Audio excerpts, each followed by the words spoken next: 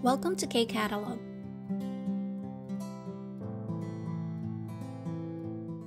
Level 3 Unit 8 Workbook, page 70. Continuation po to ng grammar natin. So, same pa rin yung grammar natin, no? Active voice na mga verb. So, sadong E. Check natin yung number 1. Sabi sa instruction, i-check kung paano yung ginawa dito sa example natin. So, we have 학생이 의자에 앉아요. So, check natin paano yung nangyari. So, biglang nagkaroon ng another subject, no? 선생님. So, kanina dito, hakseng lang. So, yung mga susunod na gagawin natin, may nadagdag pa na isang character. So, dito, si 선생님. Tapos, siya na yung subject ngayon, kaya i-orga subject particle yung nakalagay sa kanya. And then, yung hakseng dito kanina, naging object naman siya, no? So, siya na yung nagre-receive ngayon nung action na ginagawa ni 선생님. So, sabi, 학생을. Kaya, yung hakseng dito kanina, instead na i-orga, 을 or rel na yung nakadugtong sa kanya. Kasi nga, siya na yung object ng statement. Okay? So, 학생을, tapos, 의자에 as is. Pagdating sa 앉아요, so, ginawang active voice. Okay? So, yung 앉아요, yung active voice or sadong form niya is 앉히다. Tapos, naka-present form si 앉히다, kaya naging 앉혀요. Okay, so try natin gawin yung number 1. 아기가 자요. So dito, sabi, tulog yung bata. Ngayon, may nadagdag na another character, si 엄마. So siya na ngayon yung subject sa statement natin. Tapos, yung kaninang subject natin na si baby, siya na yung magiging object. Kumbaga, siya na yung magre-receive ng whatever action na ginagawa dun sa statement. So dito, yung 아기가 magiging 아기를. Tapos, yung jayo, gagawin mo lang siyang active voice or sadong form. Ano yung sadong form ng jayo? 재우다. So, 재우다, gagawin mo pa tong present form, kaya magiging 재워요. Okay? So, again, yung ibig sabihin na nung number 1 natin, si mommy ay pinapatulog si baby. Okay? Kanina, parang ang nandito lang is, yung bata ay tulog. Yun lang yung statement. So, ngayon, number 2, 환자가 살았어요. So, dito, 이사가. So, nadagdagan tayo ng isang character, yung doctor daw, no? Siya na yung subject this time. So, si 환자, magiging object na siya ng statement natin. So, again, siya na yung magre-receive ng action na ginagawa nung subject natin. So, 환자를, papalitan na siya ng 를.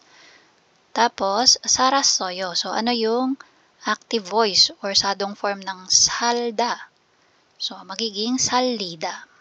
Okay, so ito yung active voice niya. Kaya lang, naka-past tense, no? So, yung 살았어요, magiging 살렸어요 naman siya. 살렸어요. So, ano na yung ibig sabihin ng statement natin dito? Yung doctor ay sinave yung pasyente. Nung una, ang sabi lang, na-save yung pasyente. So, yun yung ibig sabihin ng 환자가 살았어요. Okay, nabuhay yung pasyente. This time, pumasok na si doctor sa eksena. So, dinescribe na yung ginawang action ni doctor dun sa pasyente. So, yung doctor ay sinave yung pasyente. Number 3, 김치찌개가 끓어요. Dito, 민수 씨가, siya na yung subject. So, yung 김치찌개 magiging object na siya. 김치찌개를 끓이다. Tapos, gagawin mo pa siyang present form. So, magiging 끓여요. Next, number 4, 음식의 간이 맞아요. 요리사가, so yung 음식이 as is lang. Tapos yung gan. So, ito na yung object natin. So, instead na i, magiging 을 na siya, no? Kasi may 받침 yung gan. So, gan을, pagdating sa 맞아요, yung active voice or sadong form niyan is 맞추다. So, 맞추다, gagawin mo siyang present form, kaya magiging 맞춰요. Okay? 요리사가 음식의 간을 맞춰요. So, that's for activity number 1. Dito tayo sa number 2. So, check ulit natin example. 제이슨 씨가 애나 씨를 자동차에 태워요. So, yung subject natin, yung gumagawa ng action is si Jason. Tapos, yung object natin is si Ena. Okay? Siya yung nakaka-receive ng action na ginagawa ng subject, which is si Jason. Okay? So, yung action mismong ginagawa is yung active form or sadong form na Teuda. So, Teuda, ito po siya, no? So, originally, Tada, yung word na yan, tapos yung sadong form niya is Teuda, tapos naka-present form lang kaya naging Tewoyo. Yung number 1, try natin gawin. So, yung subject natin is si Ramin. So, ayan, no? Siya yung gagawa ng action. So, Ramin Shiga. Tapos dito, meron tayong mga object. Ito yan, yung mga tao, no? So, saram들. And dahil sila yung object, ang idudugtong natin is yung ul or rel na object particle. So, this one is ul kasi nga may batchim yung saram들. Tapos, yung word na, tingnan natin ano ba yung nasa drawing, no? Tumatawa sila niyan. So, parang nagpapatawa si Ramin. Okay? So, he's making them laugh. So, yung utta, yung kanyang sadong form is utkida. Tapos, si utkida, gagawin lang nating present form. So, magiging ukyoyo. Okay? Ramin siga, saram들을 ukyoyo. So, si Ramin ay pinapatawa yung mga tao. Number 2. Songminiga, so si Songmin, ito si Songmin. Tapos, ito yung classmate niya. Anong ginagawa ng classmate niya? Tulog, no? So, pwede nating isipin ito, no? Malabo lang yan, pero ginigising niya, yan yung kamayo. Sabi mo, gising na gising. So, Songminiga, ban, 친구를. Okay, so kahit wala na yung ban, okay lang. So, 친구를, tapos yung word na keda, so magiging keuda. Yun yung active voice niya, no? So, si keuda magiging present form, kaya kewoyo. So, ibig sabihin, si Songmin ay ginigising yung kanyang kaibigan. Number 3, iring shiga. So, siya yung subject natin. And then, ano ba yung ginagawa niya? May dinidikit siya sa pader, no? Ano yung dinidikit niya? So, pwedeng poster, pwedeng picture. So, picture na lang yung gamitin natin. So, iring shiga, saan niya dinidikit? Sa pader. So, pader, wall. So, byok, tapos, yung picture. So, yun yung ating object. Sajin, tapos, yung word na butta, to paste or idikit, no? So, yung sadong form niya is butchida. So, si butchida, gagawin mo lang present form, kaya magiging butchoyo. Yan po yung sagot sa number 3. Iring shiga 벽에 사진을 붙여요. So, si Iring dinidikit niya sa wall yung picture. So, dito tayo sa activity number 3. So, again, check natin yung example. Sabi ni Ga, 지금 뭐 해요? Anong ginagawa mo ngayon? Sagot si Na, 식사 시간이 되어서 김치찌개를 끓이고 있어요. So, binigay kung ano yung gagamitin natin na verb. Okay, so, kulda, iisipin lang natin kung ano yung sadong form niya. Tapos, dito sa example, may kadugtong pa siya na ko isoyo. Okay? So, kasi ang question is 지금. Okay? Ngayon, ano ang ginagawa mo? Kaya dinugtungan niya nung present continuous form na verb. Present continuous form na grammar, yung go itta. Kaya siya naka 그리고 있어요. So, try natin yung number 1. Sabi ni Ga, 왜 이렇게 음식을 많이 남다. Okay, so 남다, ang kanyang sadong form is 남기다. So, check muna natin yung sagot ni Na.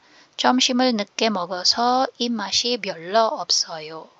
So, dito, naka-present form lang yung sagot ni Na. So, pwede na natin gawing 남겨요 lang din yung sagot natin. So, 남겨요. 왜 이렇게 음식을 많이 남겨요? So, bakit ang daming natirang pagkain? Sagot niya, 점심을 늦게 먹어서. So, late na kasi ang kumain ng lunch. 입맛이 별로 없어요. So, wala daw siyang masyadong ganang kumain. Okay, so, number 2, 지금 고기 먹어도 돼요? Yung question, pwede na bang kumain ng gogi now? So, gogi yung ating meat. So, yung binigay na word is ikta. So, ikda, ang kanyang sadong form is igida. Check natin yung sagot ni na. 조금 더 기다리세요. So, sabi niya, no, magintay lang daw ng kaunti pa.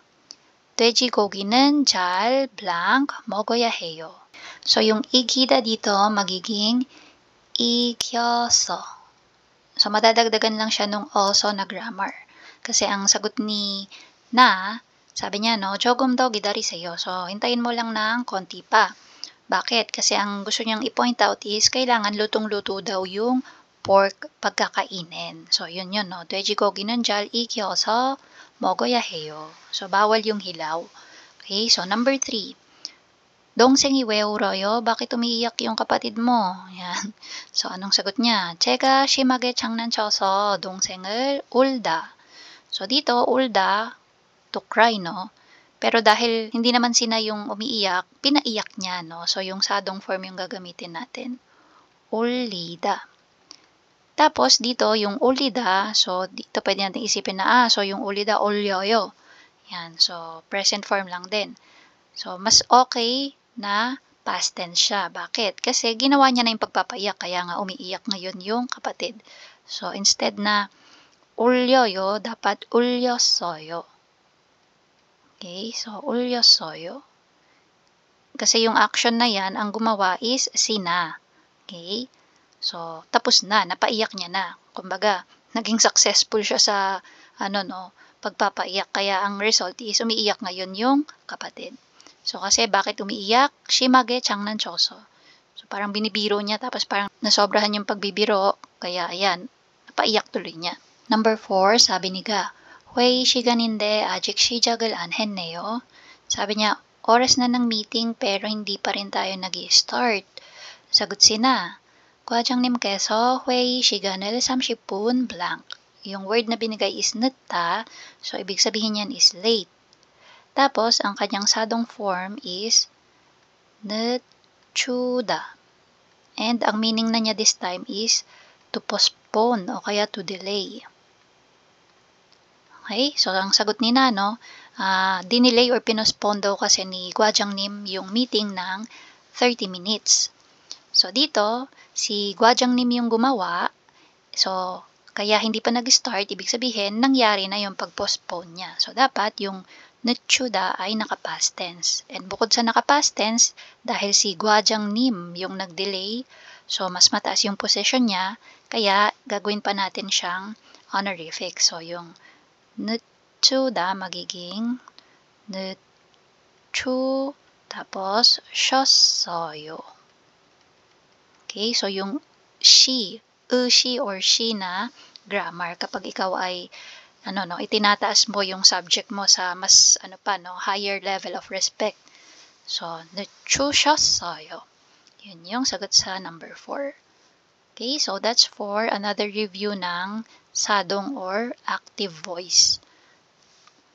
And that's it. If you find this video helpful, please hit the like, share, and subscribe button.